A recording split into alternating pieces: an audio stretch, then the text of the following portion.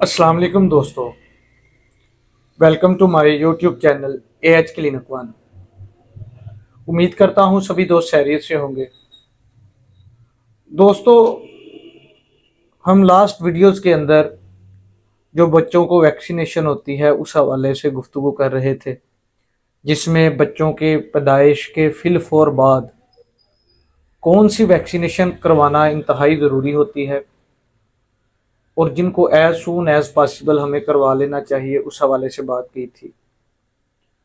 दोस्तों, पैदाइश के फिल 4 वैक्सीन के बाद जब दूसरी दफ़ा बच्चे को वैक्सीन करवानी होती है, वो बच्चे की 6 हफ्ते की उम्र होती है।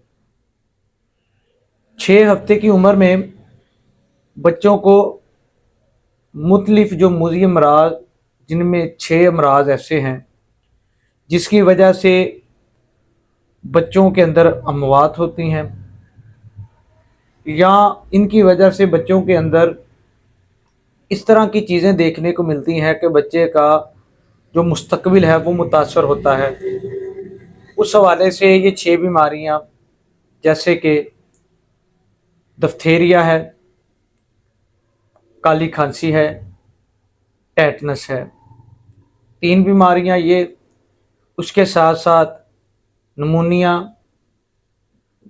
हेपेटाइटिस बी, इनकी वैक्सीन की जाती है। और साथ साथ मेनिंजाइटिस फीवर की, यानी कि गर्दन तोड़ बुखार की वैक्सीन की जाती है। दोस्तों,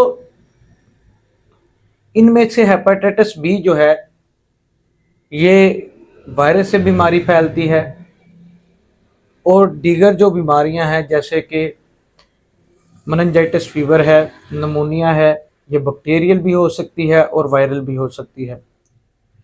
लेकिन डिप्थीरिया, काली खांसी और टेटनस ये बैक्टीरिया से फैलने वाली बीमारियां हैं।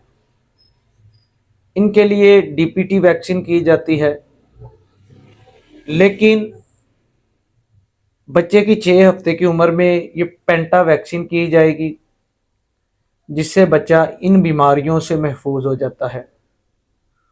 और ये वैक्सीन दाईं रान पे गोश्त के अंदर लगाई जाती है। दोस्तों, इन वैक्सीन्स के बाद बच्चों को मामूली सा बुखार होना, टेम्परेचर होना, या जिस जगह पे इंजेक्शन लगा हो उस जगह पे माइनर सी इन्फ्लामेशन होना, रेडनेस होना, ये कॉमन अलामत है। लेकिन बाज़ दफ़ा स्टरलाइजेशन का जब ठीक से ध्यान नहीं रखा जाता तो इन जगहों के ऊपर बाज़ दफ़ा कार्बंकल या अब्सेस बनना शुरू हो जाती है। दोस्तों, इसलिए ये अद्वियात, ये वैक्सीन्स लगाने से पहले मेक श्योर कर लिया जाए कि वैक्सीन जो है वो ठीक है। उसके साथ साथ जो सरिंज इस्तेमाल की जा रही है वो प्रॉपर स्टरलाइज्ड है।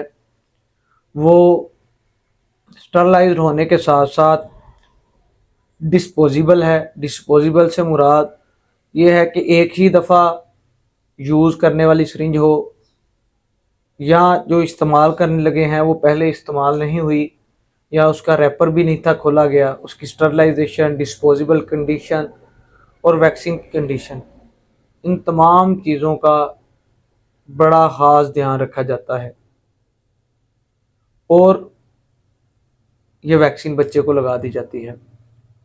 इंशाल्लाह नेक्स्ट वीडियो के अंदर, पहली वीडियो में टीबी के हवाले से हमने कुछ गुफ्तगू की थी कि उसमें बच्चे को छाला क्यों बनता है, या जिनका बाजू पे छाला ठीक नहीं होता, उस हवाले से गुफ्तगू की थी।